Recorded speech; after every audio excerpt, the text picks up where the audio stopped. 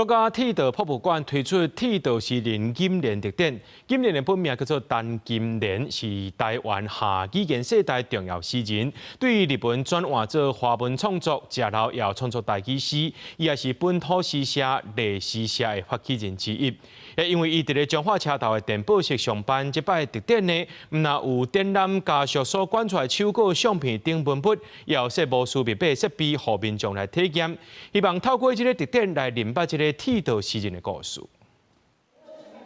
一張搁一張畫起的手稿，是鐵道詩人金蓮佇彰化車頭做電報員，趁值班有用的時，用電報紙後壁邊寫詩甲排解。這珍貴手稿是國家鐵道博物館6月23推出的鐵道詩人金蓮特典的內容之一。金蓮佇1928年出世，食到85歲，本名號做陳金蓮，是為日本轉換到華文創作下語言變換時代詩人之一。嘛是歷史社的發起人之一，對下語言世代的作者來講，用七分的華文寫詩是真大考驗。咱後代遮的人呢，看着講，一個真雖然無啥物學歷的人，但是伊會當因為打拼、讀冊哦，發表伊的詩作，發表伊的文章。語言作為思想表達的工具的語言，變做日文，變做中文嘛。啊，這個對詩人是足大的考驗嘛，因為詩人的武器就是語言。所以你要轉化這個語言，所以伊變做真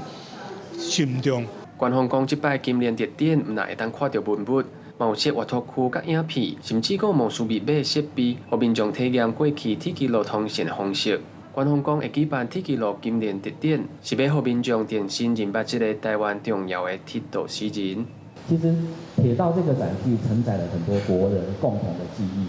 不同世代的記憶，但是他是一個鐵道詩人，很容易的就把剛剛我講到在場在聽在看幻化寫作成他的創作的感情跟作品。